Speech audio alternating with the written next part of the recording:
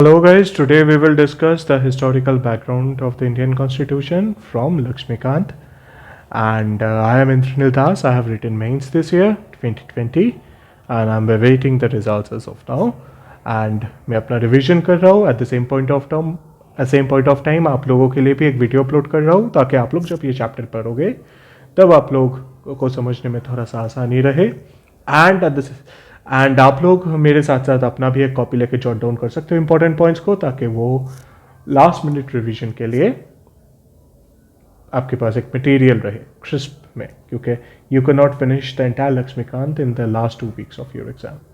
तो कुछ और छूट जाएगा भाई, एनवायरमेंट छूट जाएगा, इकोनॉमी छूट जाएगा, बहुत कुछ है पढ़ने को. सो पहले हम लोग हिस्टोरिकल बैकग्राउंड का भी एक समरी ले लेते हैं इस वीडियो पे. I will talk about what is the thing, क्या है इस चैप्टर में, उसके बाद we will cover in detail the entire chapter. Fine, यहां पे हम लोग अभी खड़े हैं टू अंडरस्टैंड. This is 2021. 2021 में हम लोग खड़े हैं कोविड के साथ लड़ने के बाद. 1947 में हम लोग का इंडिपेंडेंस हुआ है एंड 1757 प्लासी के जमाने से ब्रिटिश लोग हम लोगों को रूल कर रहे हैं यहां तक. तो ये है हम लोग का एंटायर मॉडर्न इंडिया का टाइमलाइन. एंड मॉडर्न इंडिया ही तो पढ़ना है कॉन्स्टिट्यूशन में, मिडिएवल तक तो जाके फायदा नहीं है. तो अगर हम लोग 1757 से 1947 तक हिसाब करते हैं तो इस दौरान ब्रिटिश जो रूल था that was divided in 2 parts. इसमें हम लोग बेंचमार्क लेते हैं द रिवॉल्ट ऑफ 1857. 1857 को बेंचमार्क लेते हम हिस्ट्री को 2 भाग में डिवाइड करते हैं बिकॉज 1857 का जो रिवॉल्ट हुआ था उसका एक बहुत बड़ा इम्पैक्ट यह था दैट ईस्ट इंडिया कंपनी से rule was transferred to the crown. इसका क्या मतलब, पहले India was ruled by East India Company, अभी it was directly ruled by the British government. ये ट्रांजिशन हुआ, ठीक है. अभी ये कंपनी रूल है और ये यहां से हम लोग का डिवाइडर लाइन खींच रहा हूं मैं. इस साइड पे है हम लोगों का कंपनी रूल और इस साइड पे है हम लोगों का क्राउन रूल. हम अभी दोनों का थोड़ा सा बेसिक एक ब्लूप्रिंट लेंगे समरी. कंपनी रूल क्या है, what is east India company? ये अगर एक सिंपल सवाल है, इसमें क्लैरिटी होने के लिए आई बिलीव ये समझना बहुत जरूरी है. East India company is nothing but a private corporation. Corporation मतलब तो कंपनी, कॉरपोरेशन बोले तो company. It's a private corporation based in London. बस यही है इसका मामला. ये एक लंदन में बेस किया हुआ प्राइवेट कॉरपोरेशन है जिसके ओनर्स हैं शेयर होल्डर्स. एंड ये शेयर होल्डर्स भी कौन होते हैं, इंग्लिश होते हैं, मतलब इंग्लैंड के बाशिंदे होते हैं. ये English people, they are the shareholders of this private corporation. इन लोगों के पास क्या खास है, इन लोगों के पास खास ये है कि they have got a monopoly to trade in India and the east,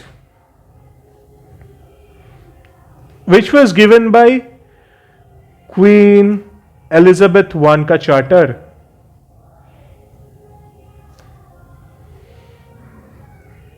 in 1600 उन लोगों को एक मोनोपोली दिया गया था. चार्टर इज अ डॉक्यूमेंट को हम चार्टर बोलते हैं. क्वीन एलिजाबेथ I ने एक डॉक्यूमेंट दिया था कि उसमें ईस्ट इंडिया कंपनी को ग्रांट कर दिया the right, the monopoly to trade in India and the East. और ये चार्टर यूज करते हुए वाइल ट्रेडिंग इन इंडिया इन लोगों का सबसे बड़ा प्रोडक्ट बन गया India itself. India turn into their product. India का सरकार, इंडिया का जनता, इंडिया का resources, whatever you call it, India became a product of the East India Company. That is the irony of fate.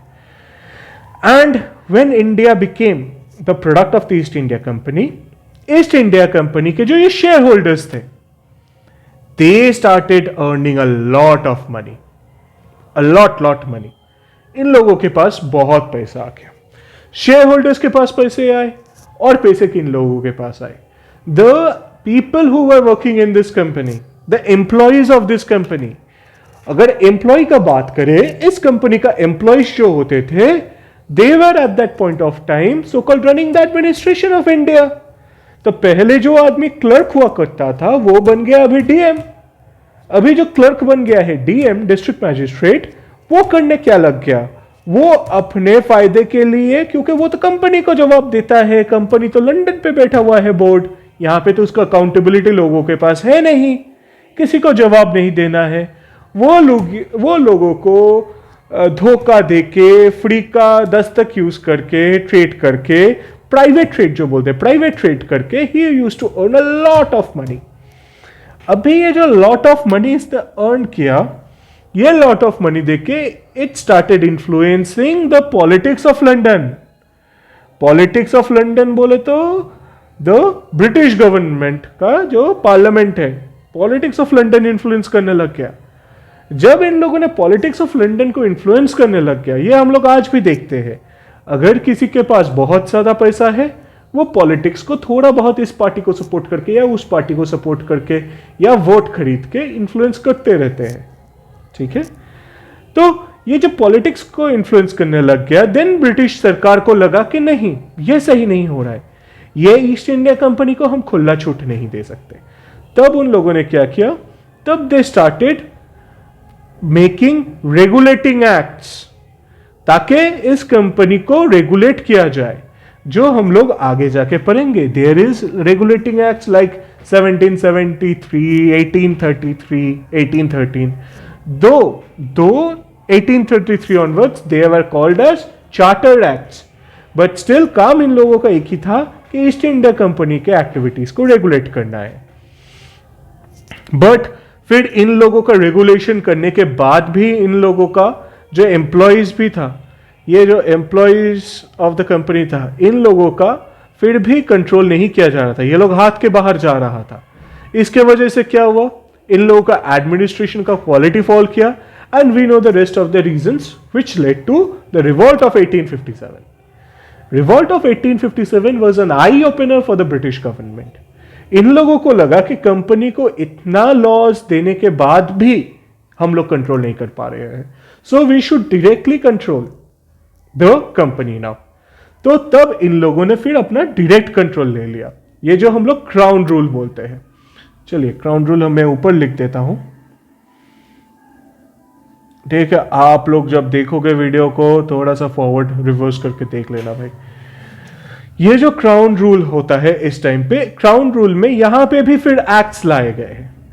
ये acts क्यों लाए गए हैं? ये एक्ट्स लाए गए हैं एडमिनिस्ट्रेशन इन इंडिया को गवर्न करने के लिए. तो पहले के एक्ट्स और इस वाले एक्ट्स में अंतर क्या है?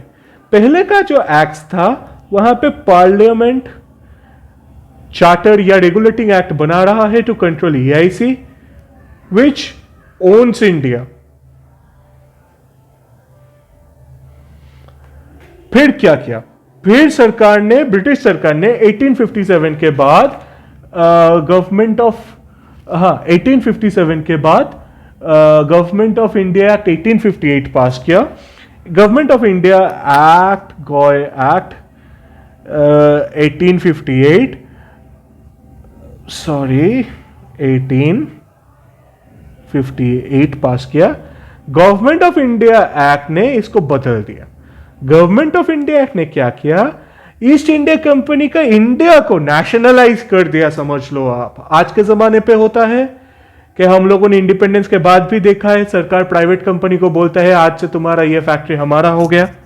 वही सेम वे में government of India act India को नेशनलाइज कर देता है. अभी आ गया पार्लियामेंट, ब्रिटिश पार्लियामेंट. हाँ, जब भी मैं यहां पे पार्लियामेंट बोल रहा हूं तब भी ब्रिटिश पार्लियामेंट इन्फर करना है.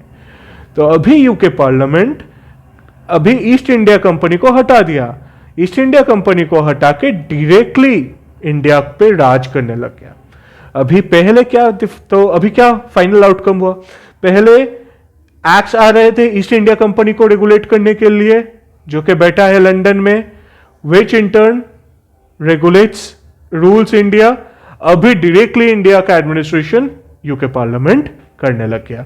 उसके लिए एडमिनिस्ट्रेशन को शेप करने के लिए now they come up with a lot of government of India acts. That is why they are called government of India acts. तो समझ में आया? And why we need to read all this? I know पढ़ना तो किसी को भी अच्छा नहीं लगता, बट फिर भी ज़रूरत क्या है। बात यह है ना कि the constitution of India which was framed at our independence, वो तो भाई एक दिन में बना नहीं, and it was very much influenced by the existing system which was the government of India act 1935, and जो भी हम लोग का तब का सिस्टम चल रहा था, conventions, parliamentary and everything. So the thing is कि इनमें से हर एक्ट ने कुछ ना कुछ एक्सपेरिमेंटेशन करते रहे, कुछ ना कुछ बदलाव लाता रहा। इन सारे बदलाव जब समेशन करते हैं, तब इन सारे बदलाव को जब हम लोग साथ में जोड़ते हैं, तब बन के गवर्नेंस का फ्रेमवर्क बनता है, एंड दैट गवर्नेंस का framework influence the constitution of India. So while we read all these acts, we will get a clear idea why each and every feature of the Constitution of India evolved. ये कैसे evolve होता है? जैसे India में cabinet हम लोग आजकल पढ़ते हैं कि इंडिया में कैबिनेट ने ये बोला, कैबिनेट ने वो बोला। कैबिनेट सबसे पावरफुल ऑर्गन होता है इंडियन गवर्नमेंट का, ठीक है, चलो कैबिनेट मिनिस्टर है। तो कैबिनेट कहां से इवॉल्व किया? कैबिनेट बेसिकली इवॉल्व जब रेगुलेटिंग एक्ट 1773, अभी सोचो, प्लासी से ज्यादा दिन नहीं गुजरा है, 1 या 2 डिकेड के अंदर रेगुलेटिंग एक्ट 1773 उस टाइम पे लाता है गवर्नर जनरल को असिस्ट करने के लिए एक एग्जीक्यूटिव काउंसिल, जिसको गवर्नर जनरल का एग्जीक्यूटिव काउंसिल बुलाया जाता है। Initially it consisted of 4 members. तो ये एक्ट क्या करता है? ये गवर्नर जनरल को हेल्प आउट करने के लिए ये एग्जीक्यूटिव काउंसिल बनाता है। आज के जमाने को देखो, आज के जमाने पे प्राइम मिनिस्टर हेल्प करने के लिए कैबिनेट काउंसिल ऑफ मिनिस्टर्स आता है, जो हम लोग पढ़ते हैं COM, काउंसिल ऑफ मिनिस्टर्स, और द कैबिनेट मोर स्पेसिफिकली। तो द कैबिनेट इवॉल्व्ड और द मंत्री परिषद evolved from this executive council which became from regulating act of 1773। तो समझ में आया इस चीज का इंपॉर्टेंस क्या है? हम लोगों को एक एवोल्यूशन दिखेगा। इस चैप्टर्स को समझने इसलिए बहुत इंपॉर्टेंट है। इस चैप्टर्स को समझोगे, आपको इसका रिफ्लेक्शन दिखेगा मॉडर्न इंडियन हिस्ट्री में। जब स्पेक्ट्रम पढ़ोगे या स्पेक्ट्रम या मॉडर्न इंडिया का मैं सीरीज लाऊंगा तब कनेक्ट करेंगे। इस एक्ट का इस चैप्टर का रेफरेंस हम लोगों को इंडियन कॉन्स्टिट्यूशन का एवोल्यूशन कैसे, क्यों इवॉल्व हुआ, क्या फीचर्स हम लोगों ने लिया, क्यों लिया, वो सब समझने में हम लोगों को हेल्प करेगा। And it is actually very interesting. इसमें दिखाया जाता है कैसे एक प्राइवेट कंपनी ने अपना एडमिनिस्ट्रेशन चलाया। आप सोच सकते हो, हम लोग आज जब बोलते हैं चलो we talk about SAIL Steel Authority of India has got some mines. So वैसे ही सोच लो, ये एक कंपनी है या प्राइवेट कंपनी बोले तो Reliance owns the Jamnagar refinery.